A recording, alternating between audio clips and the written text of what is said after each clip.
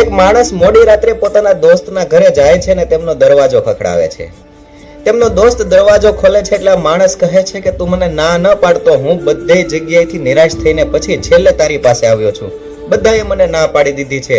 અંતે જતા મને કોઈ ઓપ્શન ન દેખાણો એટલે હું તારી પાસે આવ્યો છું. મારે લાખ રૂપિયાની જરૂર છે. તું મને ના ન પાડતો, આજે મારી ઉપર ખૂબ જ મોટી મુસીબત આવી ગઈ છે. મારે લાખ રૂપિયાની ખૂબ જ જરૂર છે.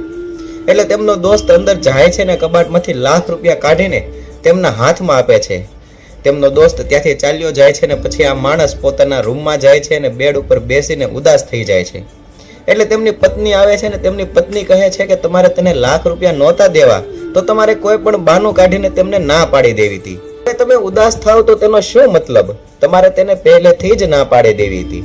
એટલે તેમનો પતિ કહે છે કે મેં તમને લાખ રૂપિયા આપ્યા એટલા માટે હું ઉદાસ નથી થતો, પરંતુ જ્યારે તેમની પાસે કોઈ ઓપ્શન ના વધ્યો ત્યારે તે મારી પાસે આવ્યો. સૌથી છેલ્લે તે મારી પાસે આવ્યો એટલા માટે હું ઉદાસ છું. સુખ હોય કે દુઃખ, પરંતુ સૌથી પહેલી યાદ દોસ્તની જ આવવી પડે. સુખમાં ભલે તે આપણને યાદ ન કરે, પરંતુ દુઃખમાં તો સૌથી પહેલા તેને દોસ્તની જ યાદ આવવી પડે. પરંતુ આ મારો મિત્ર સૌથી છેલ્લે મારી પાસે આવ્યો ને એટલા માટે હું ઉદાસ છું. પરંતુ આમાં ભૂલ મારી જ છે. મેં ક્યારેય જાણ્યું જ નહીં કે મારો દોસ્ત સુખમાં છે કે દુઃખમાં. એટલા માટે આજે તે દુઃખમાં હોવા છતાં પણ તે સૌથી છેલ્લે મારી પાસે આવ્યો અને તેને તેનો હાથ બધા પાસે લંબાવવો પડ્યો અને તેને દુઃખી થવું પડ્યું. એટલે દોસ્તો, જો તમારા જીવનમાં પણ કોઈ એવો સાચો મિત્ર છે તો કમેન્ટ કરો અને વિડીયો ગમ્યો હોય તો લાઈક કરો, શેર કરો.